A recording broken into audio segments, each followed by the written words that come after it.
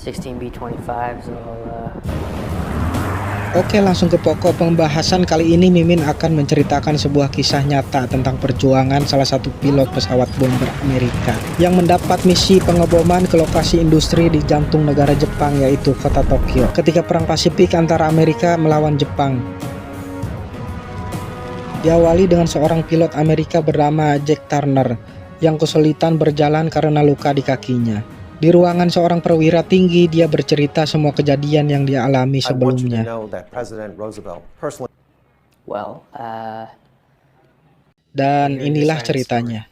Di pertengahan ketika berkecamuknya perang Pasifik akibat Jepang membombardir Amerika di Pearl Harbor, 18 April 1942, Amerika menugaskan para pilot terbaiknya, salah satunya yaitu Jack Turner, untuk membombardir kota Tokyo. Mereka berencana setelah menjatuhkan bom di kota Tokyo, pesawatnya akan mendarat di Chungking, Cina, wilayah yang belum dikuasai oleh Jepang. Beberapa jam kemudian, pesawat bomber yang dikendalikan Jack mulai lepas landas dari kapal induk Amerika. Lalu pesawat mereka telah sampai di langit kota Tokyo. Terlihat kepulan asap tebal, dampak dari pemboman pesawat pertama. Kemudian disusul dengan Jack dan rekannya berhasil menjatuhkan bom tepat di lokasi industri yang ditargetkan. Lalu pesawat pemburu Jepang mulai membalas dan menembaki mereka. Pesawat Jack terkena tembakan pesawat Jepang itu di bagian sayap. Tapi pada akhirnya mereka bisa mengatasinya. Setelah itu Jack mengarahkan pesawatnya ke Chungking, Cina. Namun karena kerusakan di bagian sayap berdampak sama bahan bakar pesawat menjadi boros dan gak cukup untuk penerbangan menuju Chungking. Maka dari itu Jack merubah pendaratannya ke landasan yang terdekat milik China, yaitu landasan Kuzhou di provinsi Zhejiang. Karena sebelumnya gak ada komunikasi ke pihak China yang bertugas di landasan Kuzhou, jadilah seluruh lampu di landasan pesawat itu mereka matikan.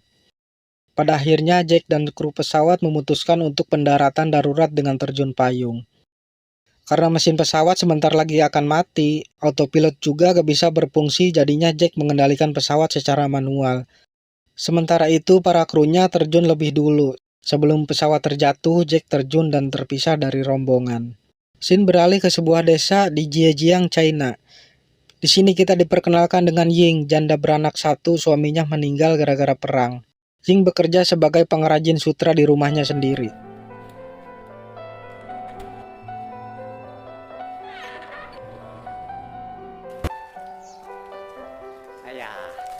Anaknya bernama Nunu selalu dapat pujian dari teman-temannya di sekolah karena ibunya adalah seorang janda. Ketika mau menuju pulang, mereka berpapasan dengan kepala desa setempat bernama Kai. Di situ Kai menyarankan agar Ying mending tinggal bersama mertuanya Ying, karena kehidupannya pasti akan terjamin. Namun Ying nggak mau, karena sudah nyaman di rumah itu dan ingin hidup mandiri mengurus anak semata wayangnya.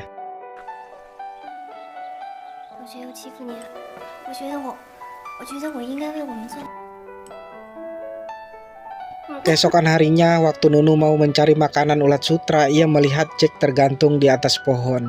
Nunu ketakutan langsung balik arah kembali ke rumah untuk ngasih tahu ibunya. Ying gak percaya dengan perkataan Nunu, tapi Nunu terus memaksa ibunya untuk melihatnya. Akhirnya Ying pergi dan sangat terkejut melihat ada orang tergantung di atas pohon. Lalu Ying memberitahu Kai. Sesampainya di lokasi, Kai langsung memanjat pohon untuk melepaskan Jack dari parasutnya. Lalu Kai ngasih tahu Ying kalau ini adalah tentara Amerika yang sama-sama memerangi Jepang. Kemudian mereka menyembunyikan Jack ke sebuah goa.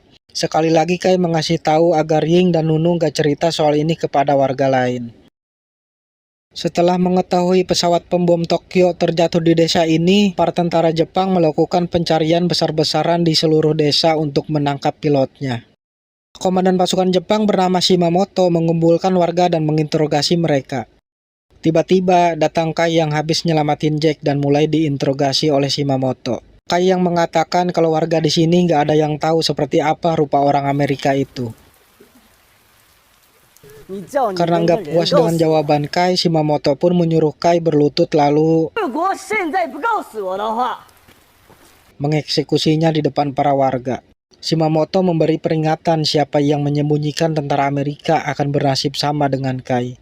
Setelah sampai di rumah yang berantakan habis digeledah pasukan Jepang, Ying ngasih tahu Nunu agar tetap merahasiakan keberadaan orang Amerika ini sesuai permintaan terakhir Kai. Pagi harinya, Ying mendatangi gua untuk memberikan makanan ke Jack. Ketika sampai di gua, Ying terkejut karena Jack malah menodongkan pistolnya. Di pertemuan yang berikutnya, Jack agak lebih tenang, namun Ying masih ketakutan melihat Jack dan langsung pergi setelah nganterin makanannya. Di waktu yang bersamaan, pihak Jepang mulai mengirim pasukan ke hutan setelah menemukan parasut Jack yang tersangkut. Mengetahui hal itu, Ying langsung mengajak Jack dengan bahasa isyarat untuk bersembunyi di rumahnya karena tentara Jepang sedang menuju ke gua ini. Ying menyembunyikan Jack di ruangan bawah tanah rumahnya. Anaknya yang melihat itu tidak setuju dengan keputusan Ying karena kalau ketahuan Jepang, pasti akan langsung dieksekusi mati.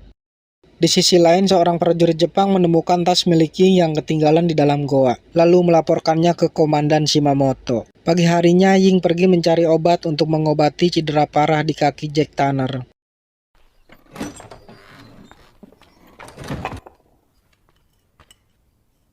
Shimamoto mendatangi sebuah sekolah di mana tempat Nunu bersekolah.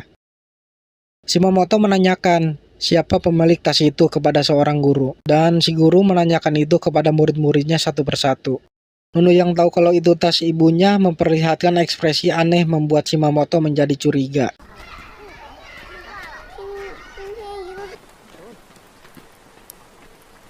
Sepulangnya di rumah, Nunu menceritakan kejadian itu kepada Ying, tentu saja membuat Ying menjadi panik. Karena kecurigaannya tadi, Shimamoto lalu mendatangi rumah Ying untuk memeriksanya.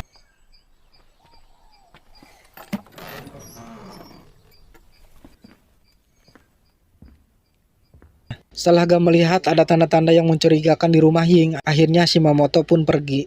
Beberapa hari kemudian, Jack sudah mulai pulih dan keluar dari persembunyiannya saat keadaan dirasa udah aman pada malam hari. Meski kesulitan berinteraksi karena kendala perbedaan bahasa, Jack coba mengakrabi Nunu dengan mengajarkan Nunu bernyanyi dengan siulan. Kemudian, Jack mengajak Ying berinteraksi dengan cara menggambar, dan Jack ngasih tahu kalau dia terpisah dari kru saat terjun payung, dan meminta Ying untuk mencari orang yang bisa membantunya mengantarkan ke Chungking. Di sini juga sikap Ying sangat baik kepada Jack. Keesokan harinya, saat Ying mau nganterin Nunu ke sekolah, Ying meminta Jack untuk kembali ke ruang bawah tanah.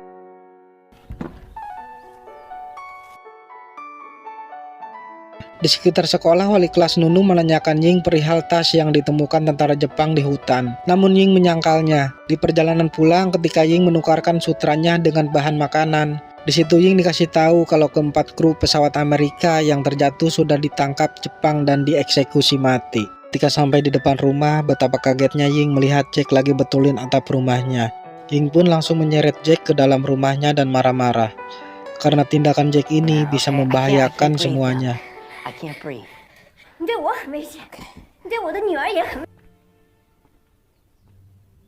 Sadar atas kesalahannya, Jack langsung meminta maaf kepada Ying. Saat Ying sudah tenang, ia menyuruh Jack kembali ke bawah tanahnya kalau terdengar ada orang yang menuju rumahnya aja. Selain buat dirinya, hasil penjualan sutra ia bagikan ke orang tua mendiang suaminya. Di situ Ying menanyakan informasi tentang karyawan kepada mertuanya. Namun Ying mendapat jawaban yang tidak menyenangkan.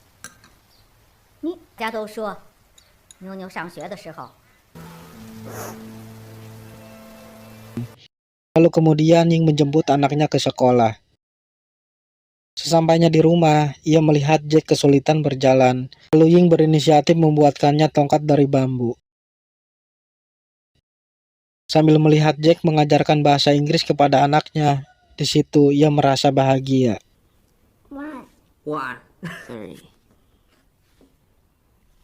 Sebagai imbalannya, Ying memasakkan Jack makanan enak yaitu nasi bebek.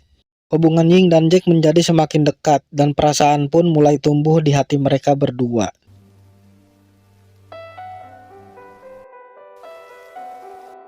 Di hari berikutnya, Shimamoto kembali mendatangi rumah Ying. Kedatangannya kali ini bukan untuk menggeledah rumahnya, melainkan ada maksud lain.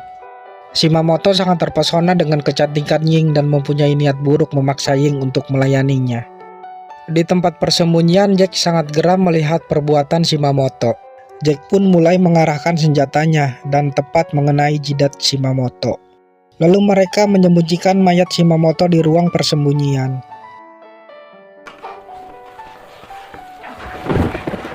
Di sekolah Nunu, wali kelasnya mendengar Nunu bersiul lagu Amerika. Di situ ia segera mengajak Nunu untuk pulang ke rumahnya. Guru itu paham kalau siulan itu adalah nyanyian tentara Amerika. Sampainya di depan pintu rumah Ying, ia langsung menanyakan keberadaan pilot Amerika kepada Ying. Karena ia tahu kalau Ying pasti menyembunyikan pilot itu. Di situ Ying masih menyangkal, namun si guru itu memaksa masuk. Setelah berhasil masuk di rumah Ying, Jack yang sudah bersiap dan mendodongkan senjatanya. Di situ sang guru ngasih tahu kalau dirinya adalah seorang gerilyawan yang siap mengantarkan Jack ke wilayah Chungking, China. Terjadilah obrolan dan rencana pelarian Jack besok pagi ke Chungking dengan melalui hutan dan aliran sungai. Pada malam harinya mereka mulai menyiapkan keperluan. Lalu Ying memberikan potongan rambutnya kepada Jack sebagai tanda cintanya. Di waktu bersamaan, pasukan Jepang mulai mencari keberadaan komandan mereka. Beruntungnya, Jack, Ying, dan Nunu sudah pergi sebelum pasukan Jepang datang menggeledah. Di situ seorang prajurit Jepang menemukan mayat Shimamoto yang disembunyikan di ruang bawah tanah. Akibatnya, Ying dan anaknya menjadi target utama pasukan Jepang itu. Di dalam hutan, Jack dipertemukan dengan sekelompok gerilya yang akan mengantarkannya ke Chungking. Di sisi lain, tentara Jepang menggunakan anjing pelacaknya mencari keberadaan Ying dan Nunu. Maka dari itu, dengan cepatnya tentara Jepang bisa menemukan keberadaan mereka dengan para gerilyawan. Lalu pertempuran pun terjadi antara pasukan gerilya dan pasukan Jepang. Pasukan gerilya bertujuan untuk menahan laju tentara Jepang agar Ying dan Jack sampai di tepi sungai yang sudah ditunggu gerilyawan lainnya. Pasukan Jepang yang sudah terlatih dengan cepatnya bisa mengalahkan para gerilyawan itu. Ketika hampir sampai ke tepi sungai, tiba-tiba Ying terkena tembakan tentara Jepang. Nunu menangis histeris melihat ibunya sekarat. Pada akhirnya, Ying menghembuskan napas terakhir di pangkuan Jack. Di situ Jack gak bisa berbuat apa-apa dan harus pergi menyelamatkan Nunu. Mereka pergi dari tempat itu menggunakan perahu. Nunu terus menangis karena sudah kehilangan kedua orang tuanya akibat perang. Sampai akhirnya scene kembali ke awal film, di mana Jack bercerita dan berjanji ingin mengurus Nunu. Ketika Jack sedang bermain dengan Nunu, tiba-tiba komandannya bernama James Doolittle datang memberi tugas dan menyampaikan kalau mereka sudah mendapatkan warga Tionghoa yang siap mengurus Nunu. Mendengar itu, pastinya Jack sangat keberatan. Tetapi sebagai prajurit, Jack harus tetap melaksanakan perintah atasannya. Di hari itulah saat-saat terakhir kebersamaan Jack dan Nunu.